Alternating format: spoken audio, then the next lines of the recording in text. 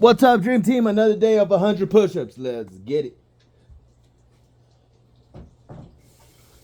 Butcher says you get rich by taking lots of risk with small amounts of money, and you stay rich by taking small amounts of risk with lots of money. Yes, I wholeheartely agree. I didn't know that was his quote. He may have repurposed it. There's something called Churchillian drift. Do you know what that is? No. So it's a phenomenon. Churchill at the core. It's not the opposite. It's that quotes that weren't said by Churchill often get like erroneously attributed to him. It's like all quotes lead back to Churchill, even though they didn't. And Socrates. Yeah, it's just one of those things where it's like I think that Churchill once said, you get rich by making large amounts. It's like no, he fucking. But there's another one as well that a good friend James Smith talked about, which is if you're succeeding at a job that you hate, imagine how good you'd be at a job that you loved. Mm-hmm. And that's kind of the same. This person is starting from essentially zero. How much fucking worse can it get? Right. Is the downside. If you can eliminate someone's downside for action, it's like then the bias, it should bias you towards taking action. Why is it that people in that case, if they do have nothing to lose, still feel like they have lots to lose? Because I think most of the times, I think this is really important, is that they have nothing objectively to lose. And so everything that they feel like they have to lose is purely made up in their mind. The stories they tell themselves about what other people... And I did want to take a second to say thank you for all the comments, for the guys that are doing this as well. That's awesome. That's really cool to hear. And I just got out of work, so I'm already tired as it is, and I've worked 2 weeks straight.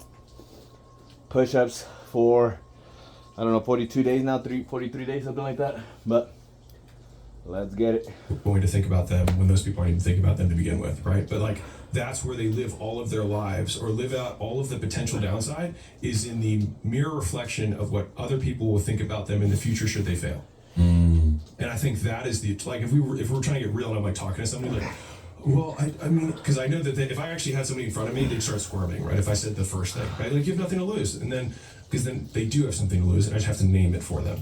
And be like, okay, who's the person in your mind? Who's the voice? It's like, blah, blah, blah, 6 questions deep, it's my uncle. Okay, why? Like, let me state it this way. Will your belief that you're going to be viewed as a failure by your uncle be the sole reason that you live the rest of your life below your potential and regret everything that you don't do because of Uncle Tom? That's the wrong one. Uncle Harry. When you say it like that, all of a sudden they're like, I don't want to let Uncle Harry have that kind of power. And then all of a sudden it breaks, and then you like get free of it. That's 50. So I think it's getting really specific and really narrow on because people say it's society, it's other people. It's like, it's usually 1 or 2 voices. And if you can get really specific on whose voice it is, then you can name it. And then like, I think I'm a big believer in like shame only exists in the shadows, which is like, once you put it in the light, you look at it and you're like, my mom? That was really it. Like, when I really think about it, it's because it's not even just my mom, it's my mom in this circumstance. When I come back home for Thanksgiving, I just am so afraid of the comment that she's going to make. It's like, well, what if we confront that? Okay, your mom, you sit down at Thanksgiving dinner, and you haven't made money yet, and you quit your job. Now what? Is that better than you spending the next 60 years hating her or resenting her for the fact that she held you back? And then it's like, when you give the real scenario, they're like, well, shit. And then like this weight comes off and they're like, fuck, I guess I should do this. And you're like, yeah.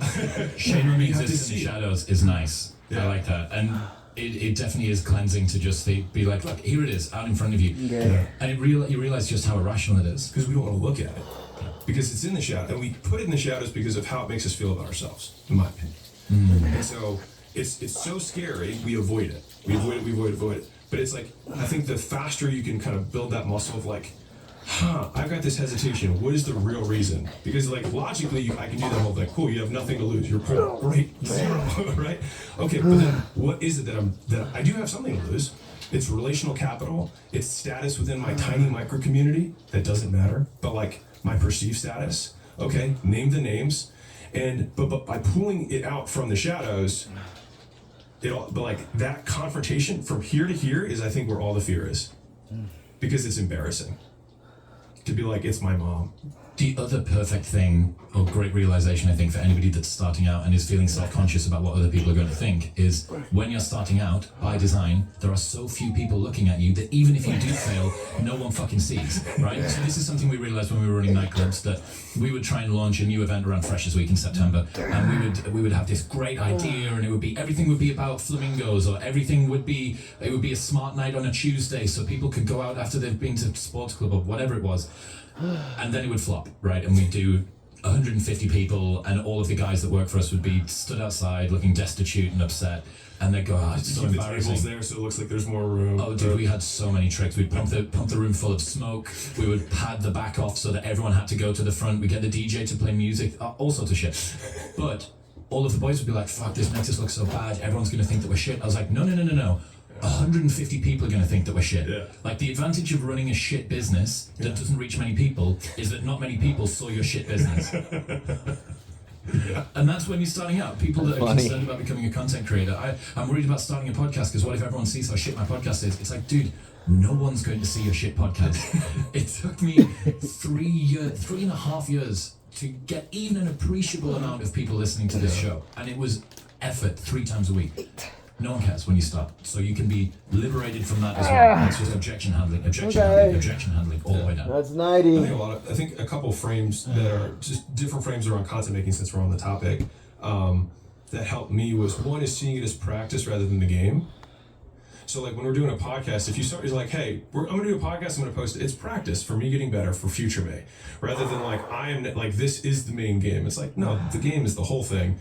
And this is just like, we're still in preseason. Yep. Like these scores, these touchdowns don't even matter yet, right? Now you can say yet, even though like I can still feel like I'm in preseason, but I think from a mental framework, it actually decreases the stakes associated with doing it. And I think that's been helpful for me, especially it was in the earlier days. The other one was kind of the equal opposite of this problem, which is not wanting to start because no one's. All right. I do it for you. I do it for me. I do it for we, the People Dream Team.